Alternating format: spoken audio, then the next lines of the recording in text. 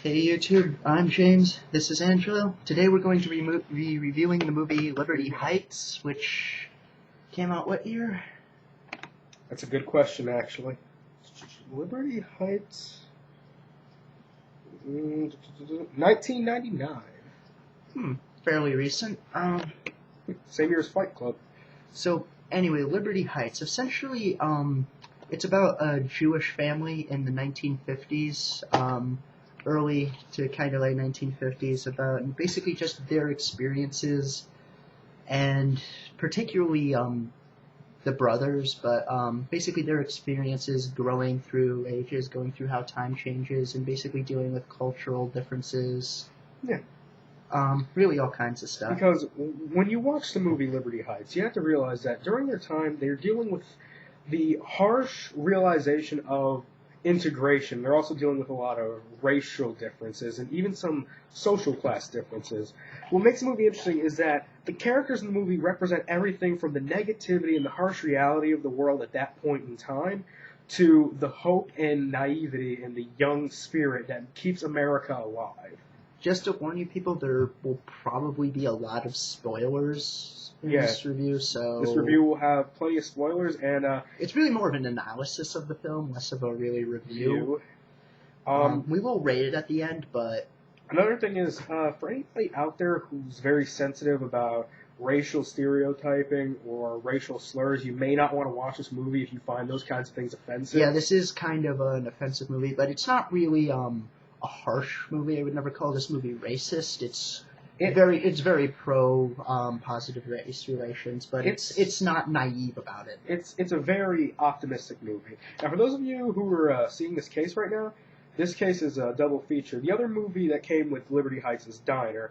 Diner is a movie we'll be reviewing on another day because we haven't seen it, and it's kind of early in the morning, and we're both kind of tired. Yeah. And we both have things to do. But later, so for those of you who want a couple good movies for a good price, I got this at Big Lots for $4.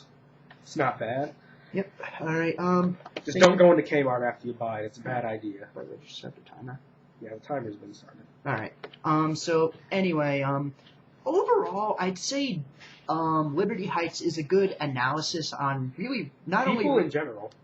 Yeah, people in general, and really cultures in general, and really how cultures, especially during the 1950s and early 60s, are starting to kind of unite, where people are kind of dealing with integration into schools. And it's the post-World War II era. Yeah, post-World War II, and it basically kind of deals with, essentially, in my opinion, three groups of people, which is the normal society, which is regular white people going about their life, and then there is the Jewish community, which in many ways are an outsider, and in many ways, while they are closer to the society than the third party, they still have had to fight in many ways to get where they want to be. And then the third party is the black people, African Americans, who basically have just started to integrate. And really, it's about how these three groups conflict and battle against each other this movie, for really their place in society. Because this movie can actually show how these three different groups actually compete with each other for superiority. Because it shows how the Jews and the African Americans actually battle with each other over their superiority rather than battling with their common enemy, your society. Society and the people who ran it. And they're kind of battling with each other for their own place in society, because I think in many ways the Jews feel threatened by the blacks and feel that they might lose their place in society that they have worked so hard to get. And I think the blacks, once again, are just trying to earn and get their own place into society, but the Jews feel threatened by the blacks. And I think in many ways society is kind of pitting them against each other in this movie to kind of, make sure to keep them down. I'm going to essentially get into characters. There are three main plot points going on in this movie. The first plot point, I'm going to say the main plot point, is probably the youngest brother. Oh, yeah, the youngest brother is Ben. Ben is the youngest of two Jewish brothers, and he's just been sent to an integrated high school and finds himself slowly falling in love with an African-American girl who's in his homeroom named Sylvia. And basically, I'd say that's the big plot point throughout the movie, how he's kind of falling in love with her, but how really his family would not be okay with that, and really more, how her family is not okay with that. I love how we said that at the same time. Yes. And also another one of the big points is the father. What's his name? The father's name is Nate. Who's the actor who plays him? I don't know his name. For anybody who wants to know who Nate is, if you watch Criminal Minds, he's the guy who plays Rossi.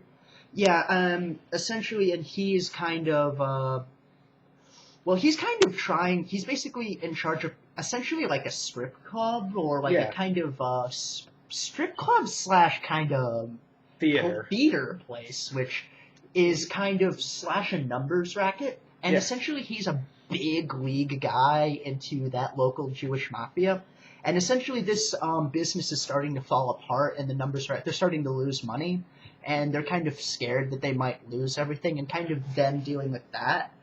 And the third plot point, and I'm going to say is honestly the least interesting of the plot points, is the older Jewish brother Vaughn pursuing this relationship with this Young white woman. this young blonde white woman, and essentially where that goes. Honestly, I'd say that That is the least interesting section of the movie. Not only that, it could have been cut really, because it has nothing really, because the father plot point and the son plot, like the son and interracial plot point, they interweave. That one really doesn't interweave with either of them. It's very unimportant. It's just like a side story in a video. It's not bad. It's just weird. It could have been cut out. It felt like it was a whole other movie in general, and honestly, even the tone of that was kind of different. Yes, but let's get past that. Overall, I think we should discuss each plot point independently. So I think we should start off with the main one, which is the interracial relationship. Yes. Now, the other thing that everyone should at least try to understand about this movie is that Liberty Heights takes the idea of racism from all points and shows how each individual group has this sense of hatred towards each other, not just one side of the story. It shows it from all directions, from the Jews, the blacks, and the whites. It shows how their racist hate towards each other is shaping society at this point in time. Yeah, for instance, the Jews' fears that the blacks are going to steal their place in society and basically steal the things they've worked so hard to accomplish. And basically the blacks' pretty much hatred towards both society and the Jews for basically trying to hold the Jews for basically, in their kind of mind, kind of keeping them from going where they need to go. And really society for keeping them down. And really society just basically pushing both of these groups down. So it's like a big three-way battle between these three groups. This can be seen when essentially he falls in with this black girl and starts to basically get romantically involved with her. And at one point during the film, he goes to the black girl's house. They start listening to records.